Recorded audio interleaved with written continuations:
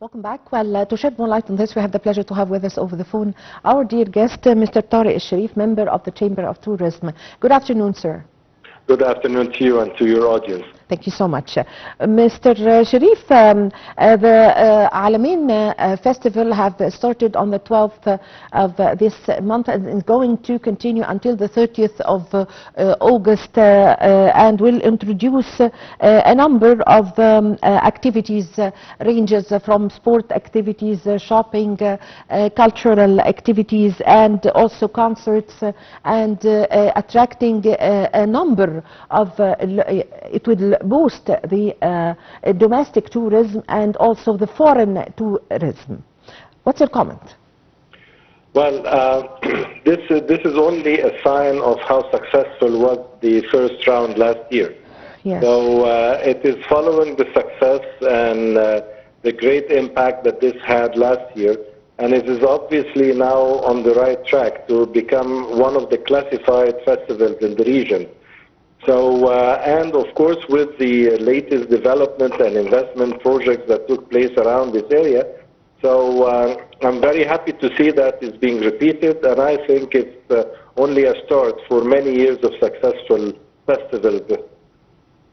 Yes, concerning the activities that is taking place this year, the cultural activities, the concerts, also the stars and the singers who are going to sing this year. Give us an idea about this and how this attracts a large number of Egyptians and people from the Arab world.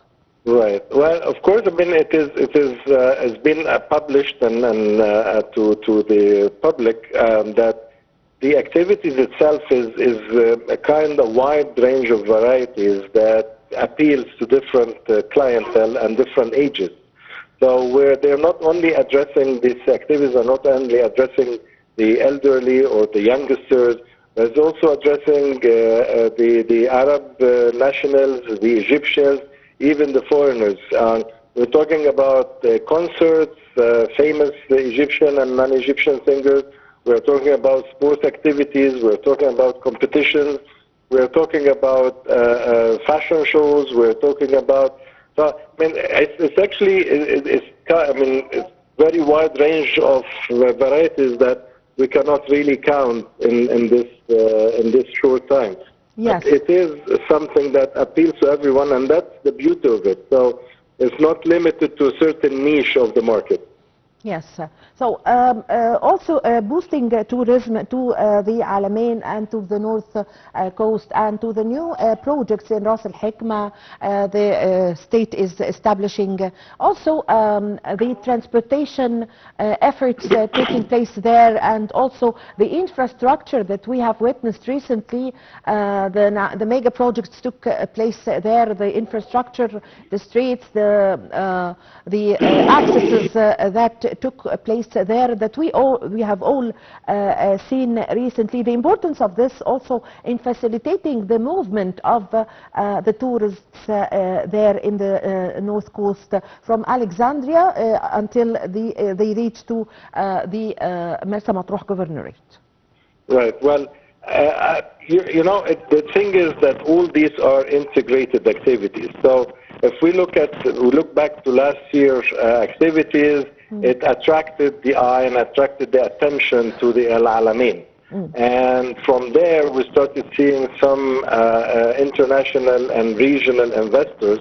Of course, the biggest of all was the project of Ras Al Hikma. But this is not limited to that, because basically what did this, it actually put Al Alamein on the map of entertainment, on the map of tourism, both locally and internationally, and on the map of attraction. So all these activities is planned, properly planned, I would say, by the government, and they are all leading to each other. And this also attracts more visitors, more investors. So we cannot deny that this is very well orchestrated events and activities.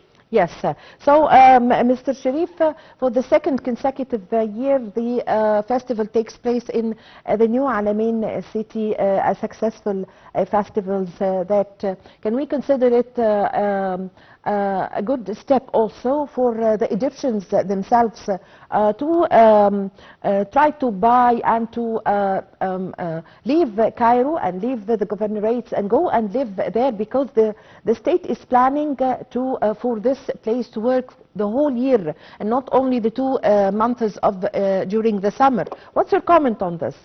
Well, I was actually there a few days ago and just came back, and the amount of construction and the amount of landscaping that I have seen, starting from just before Alamein, which is the old Sahel or the old North Coast, and then Alamein and onwards. So I had the chance to visit some of the locations, the attractions, all the way to Marsa Matruh. I was really amazed with that.